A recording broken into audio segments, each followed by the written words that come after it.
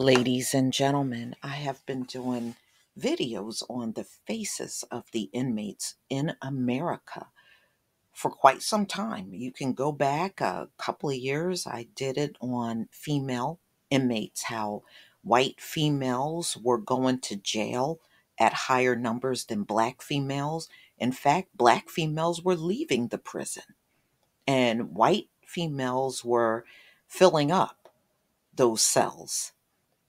And over the years, the men start actually catching up as well. So I want you to take a look at these numbers that were recently published January 8th, 2022. So if you don't agree with these numbers, your fight is with the government because this is what they put out. So as you can see, Asian inmates 2,339. So 1.5% of the inmates are Asian. And if you look at the top, this came from the Federal Bureau of Prisons. Black inmates, 59,913, 38.1%. Now, I always have to question that because of the number of exonerations that we see year in and year out.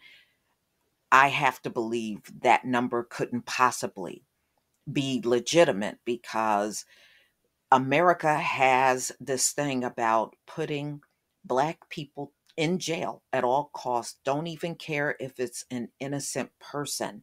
And because of that, I can't always take your numbers seriously. And that's a legitimate reason to dismiss a lot of the numbers that you put out on us.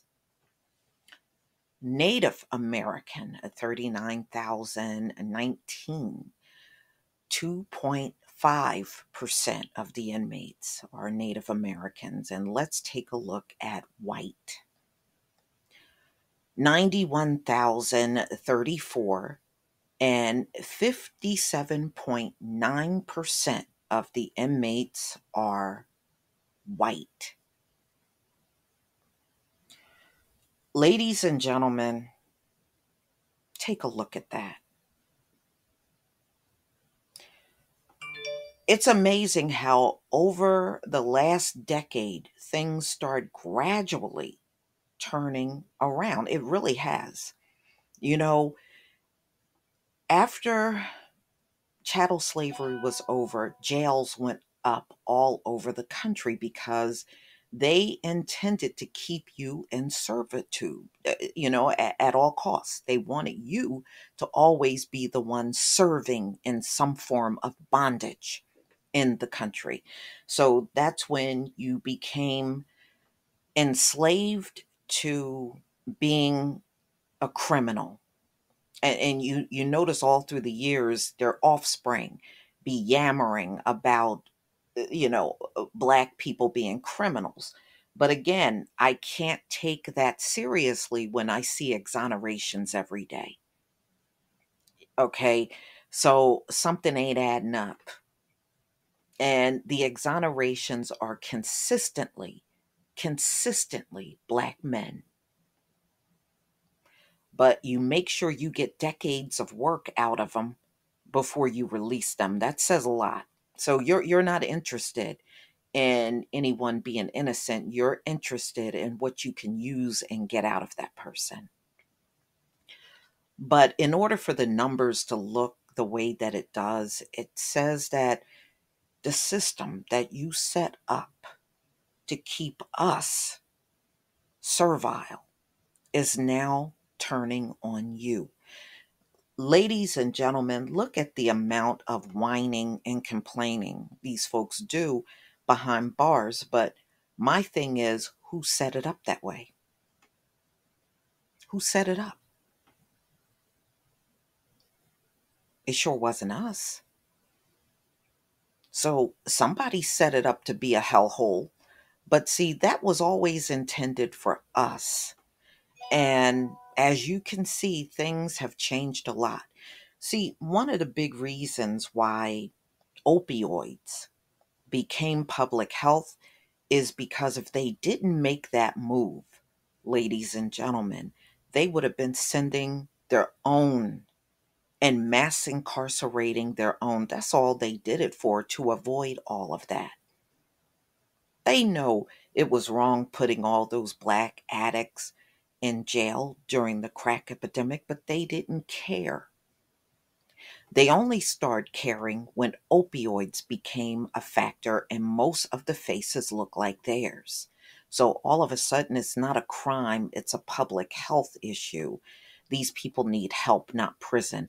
And see, even that's not genuine, because if that was genuine, then wouldn't you get the addicts that you put in jail during the crack epidemic out? How come you don't let them out? So even that argument is really technically not legitimate at all, because if you're not going to do that for all addicts and just the ones that happen to look like you, then your whole premise and your whole argument against jailing opioid addicts is dead in the water.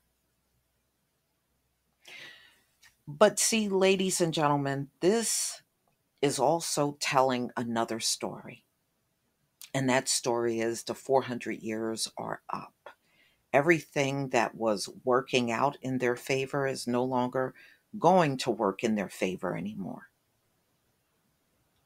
And it is just like now all of this news is being blasted across the world about the US and Russia over the Ukraine. Ladies and gentlemen, America is not going to win any more wars because we're past the 400 years. They don't have that blessing in battle anymore. There is no more victories coming for America. You are past your time of rulership. And if you don't believe it, then let the war jump off. You don't have any more victories coming, whether you like it or not. Once your 400 years are up and those curses are on you, there are no more victories to be had. You know what your victories are going to look like? Kyle Rittenhouse, stuff like that. Yeah, you may still get those little remedial victories, but the big major ones are now out of your reach. And no, you won't be raptured away. You're going to be right here with everyone else watching and even enduring some of the punishment ahead. There is a judgment for everything that has happened to us.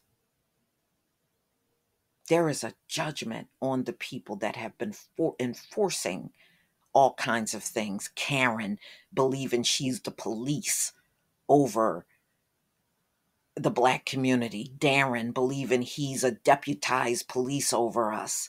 Your cops killing so many of us, hundreds and by the thousands, unarmed. There's a price to pay. This doesn't even scratch the surface. There's so much more to come. But y'all, feast your eyes on how things have changed in America. And it didn't take long for it to change. Please leave your comment and subscribe. Don't forget to hit on the notification bell, and I'll see you on the next video. Peace, family.